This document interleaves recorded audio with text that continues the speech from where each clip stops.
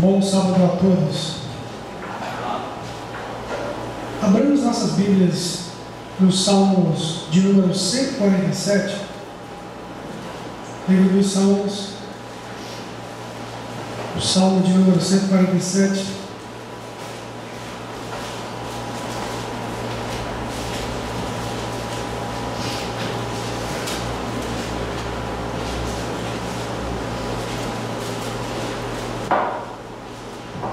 Diz assim: louvai ao Senhor porque é bom e amável, cantar louvores ao nosso Deus. Fica-lhe bem o cântico de louvor. O Senhor edifica Jerusalém e congrega os dispersos de Israel.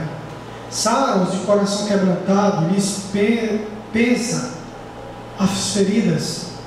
Conta o número das estrelas, chamando-as todas pelo seu nome. Grande é o Senhor nosso e muito poderoso. O seu entendimento não se pode medir. O Senhor ampara os humildes e dá com os ímpios em terra. Cantai ao Senhor com ações de graça, entoai louvores ao som da harpa, ao nosso Deus, que cobre de nuvens os céus, prepara chuva para a terra, faz brotar nos montes a erva, e dá o alimento aos animais e aos filhos dos corvos quando clamam. Não faz caso da força do cavalo, nem se compraz os músculos do guerreiro. Agrada-se o Senhor dos que o temem e dos que esperam na sua misericórdia. Louva, Jerusalém, ao Senhor. Louva, Sião, ao teu Deus, pois Ele reforçou as trancas das tuas portas e abençoou os teus filhos dentro de ti. Estabeleceu a paz nas suas fronteiras e te farta com o melhor do trigo. Ele envia as suas ordens à terra e a sua palavra corre velozmente. Dá a neve como lã e espalha a geada como cinza. Ele arroja o seu gelo em migalhas. Quem resiste ao seu frio? Manda a sua palavra e o derrete. Faz soprar o vento e as palavras correm. Mostra a sua palavra a Jacó, as suas leis e os seus preceitos a Israel. Não fez assim a nenhuma outra nação. Todos ignoram os seus preceitos. Aleluia. Senhor Deus, conduz-nos mais uma vez nessa manhã pelas veredas da Tua Palavra, que ao caminhar por elas nesta pequena porção do tempo, sejamos edificados, reanimados e comissionados. Em nome do Senhor Jesus. Amém.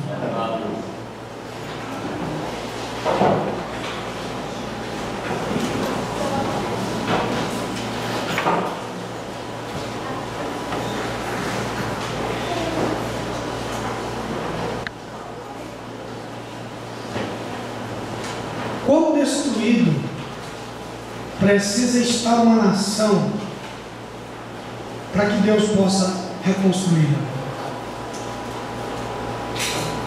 Quão pisoteada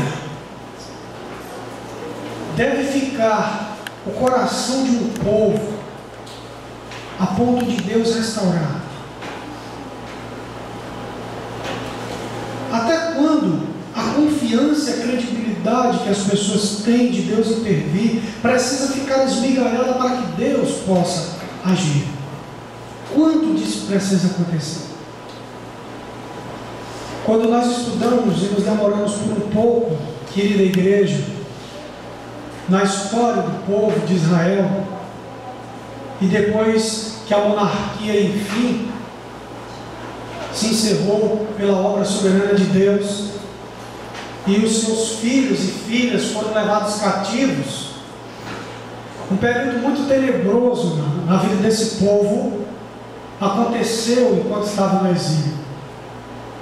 Apesar de Deus ter pedido para que eles orassem, para que Nabucodonosor fosse um bom governante, porque se fosse bom com eles, seria bom com o povo, o Senhor ainda os instruiu para que construíssem casas, para que se dedicassem ao trabalho, para que constituíssem famílias.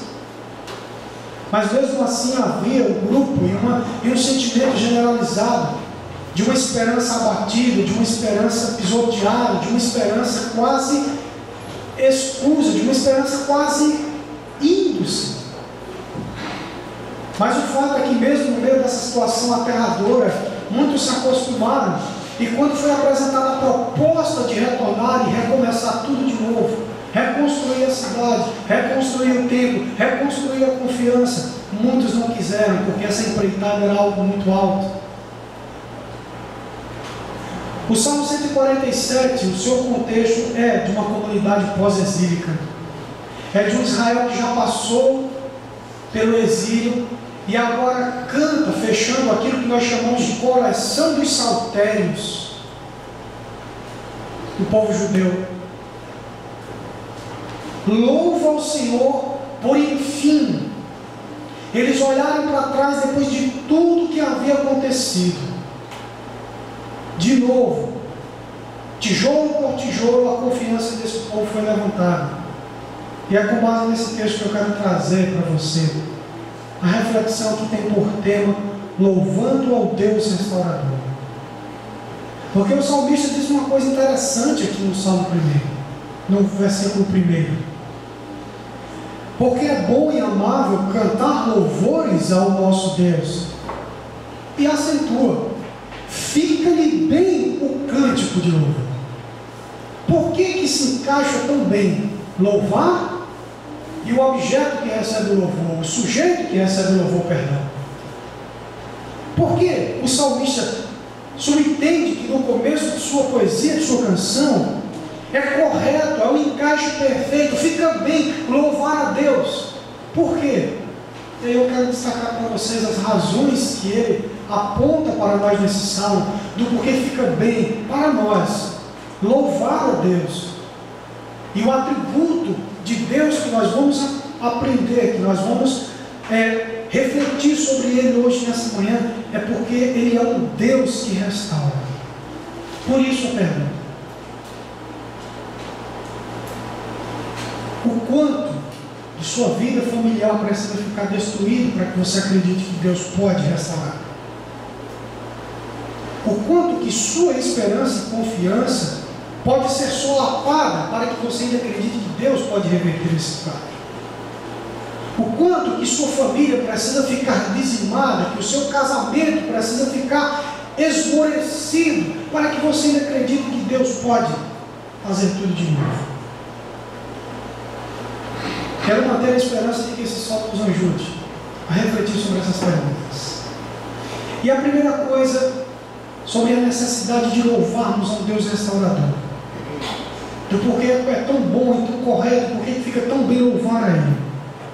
Foi por causa do que Deus fez nesse momento exato na vida desse povo. Viu o que Deus fez?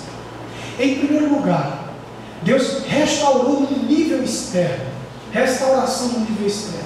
E o que foi essa restauração no nível externo? Deus restaurou a cidade. Tente pensar. Leia depois Neemias no capítulo 1 e tente imaginar a cena, vendo os muros caídos e o povo completamente desalentado. Então, dentro daquela figura, depois tudo restaurado, o Senhor edifica Jerusalém e congrega os dispersos de Israel.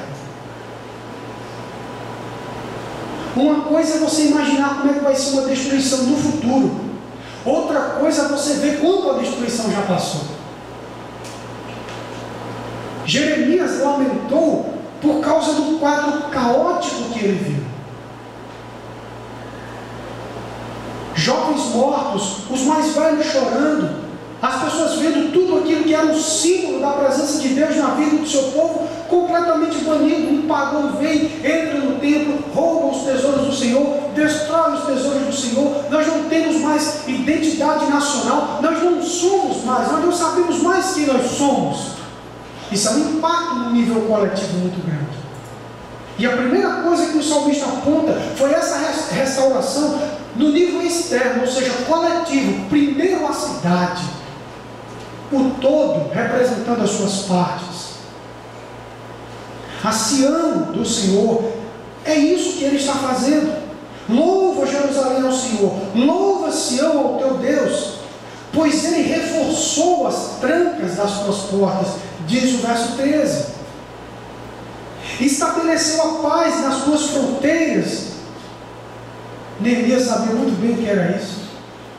Você sabe o que é você concluir a construção de um muro em 56 dias?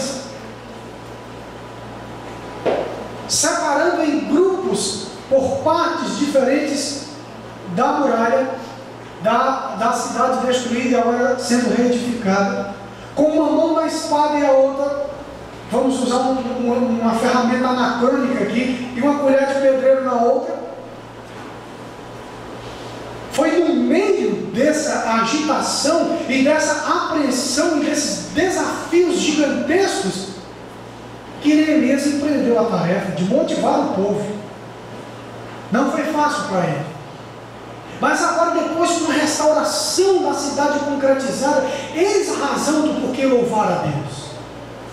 Olha só a restauração que ele fez no nível externo, olha o que ele fez na cidade, é visível. Ele não só trabalhou na infraestrutura da nossa cidade, o Senhor permitiu até que novamente fôssemos fartos de alimento. Verso 14: e te farta com o melhor trigo.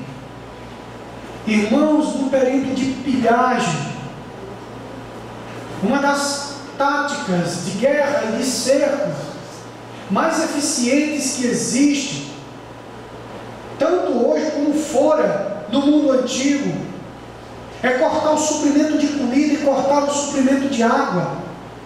Você sabe o que é para pessoas pós-famintas dizerem que o Senhor restituiu e agora o melhor do trigo está em nossos armazéns?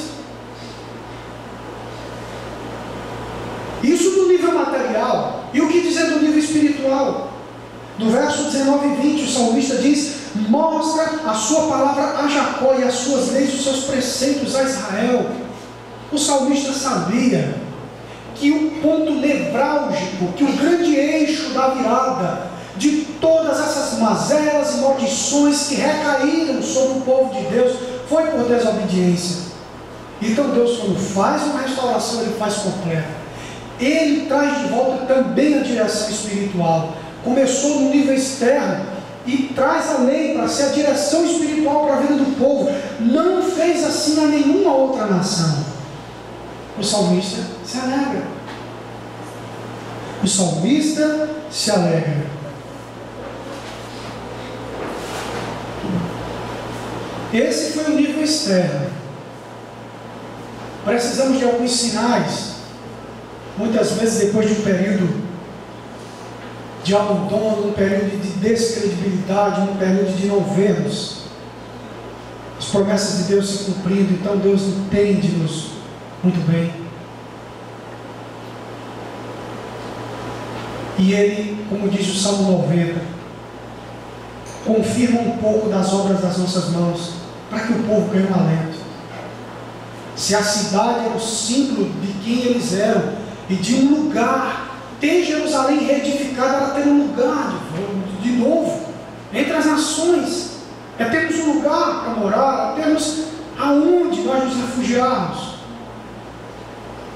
E o Senhor restaura esse primeiro nível. Agora o segundo nível, o nível também mais climático, mais apoteótico, é do nível interno. Talvez para muitas pessoas verem a cidade edificada, as trancas das portas colocadas no lugar, com os seus atalaias nas torres de vigia novamente, com o fluxo do mercado financeiro funcionando de novo dentro da cidade. Talvez para alguns isso ainda não fosse suficiente. Então Deus trabalha no coração deles. Diz o verso 6: o Senhor ampara os humildes. Verso 3: sara os de coração quebrantado. Eles pensam, a ferida, quer dizer, coloca o bálsamo sobre elas. Meu querido irmão, você já se sentiu sem rumo?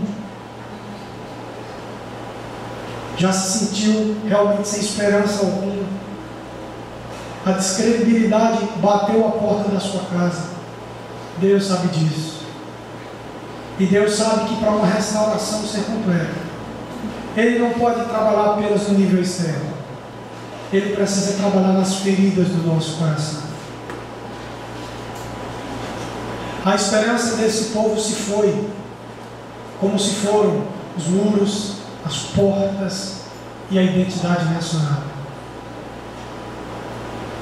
Mas Deus, quando restaurou a sorte do seu povo, a única razão para que esse povo ficasse como aqueles que sonham é que Deus tivesse tratado as feridas internas e colocou o seu dedo lá. Ele sara os de coração quebrantado. Você sabe o que é ter um coração quebrantado, um coração quebrado, um coração ferido, um coração machucado. Agora a palavra do Senhor hoje pela manhã lhe exorta que experimente o Deus que restaura tudo aquilo que está quebrado.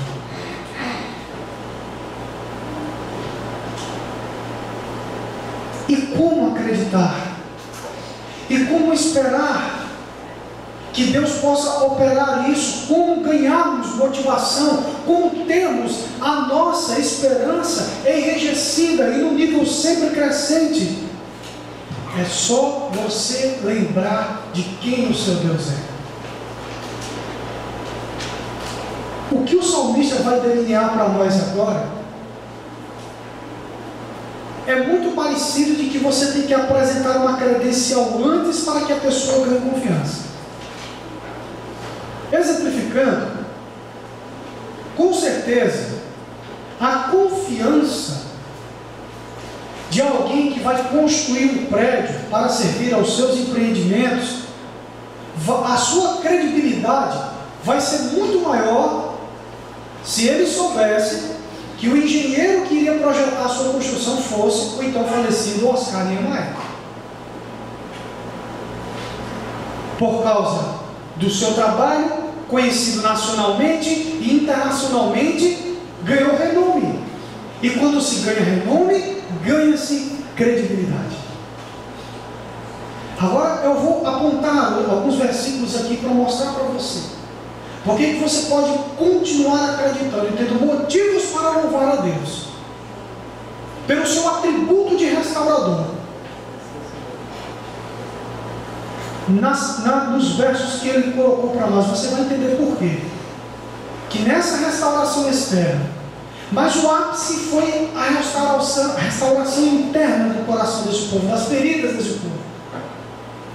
Que credenciais poderiam ser apresentadas para estimular o povo a ainda louvar e acreditar e confirmar e selar aquilo que Deus havia feito? Então, assim como um grande arquiteto e famoso, as suas próprias obras são suas credenciais, Deus não age diferente. Olha só, no verso 4: conta o número das estrelas, chamando-as todas pelo nome, por que não chamaria os dispersos de Israel? Quando lemos o livro de Neemias, nós encontramos ali a satisfação que Neemias tem ao encontrar um documento que falava sobre as famílias que retornaram. E num contingente grande de pessoas, quão complicada e árdua é a tarefa de lembrar o nome de cada um deles. Mas então o salmista traz as credenciais de Deus. Chamar alguém pelo nome significa conhecê-lo dentro da perspectiva judaica. O seu nome é muito mais do que a junção de sílabas. É um significado. Traz uma ideia por trás. Deus chama, é algo muito íntimo, Ele conhece. Então por que não conhecerias a tua dor? Para restaurá-la? Grande é o Senhor nosso Deus e muito poderoso, verso 5, e o seu entendimento não se pode medir. Não se pode medir. É Ele que cobre de nuvens os céus, prepara a chuva para a terra. É algo tão comum na nossa cidade aqui. Vemos com tanta frequência a chuva. Mas quando foi a última vez que a chuva foi um trampolim para você entrar extasiado nos atributos de Deus? Esse homem lança um dos fenômenos da natureza, dos fenômenos climáticos. Ele consegue descrever pitorescamente a maneira como Deus regula essas coisas. E se você parar por alguns minutos para para pensar nelas, você vai chegar à conclusão de quão grandioso és tu, Senhor. É Ele quem prepara a chuva para a terra e faz brotar nos montes a erva. Ele dá o alimento e dá o alimento aos animais. E aí ele usou uma espécie. Os corvos quando clamam. Com certeza em algum momento esse salmista ele viu, essa imagem ficou gravada em seu coração e ele agora traz para a sua canção, a canção coletiva, a canção da comunidade, a canção daqueles que passaram por algo terrível e agora voltaram e estão restaurados. Essa ideia perpassa e vai até os evangelhos. O próprio Jesus diz: olhe para os pássaros. Eles não ajuntam em celeiros, mas o Pai as alimenta todos os dias. Será que nós não somos mais importantes que os pássaros?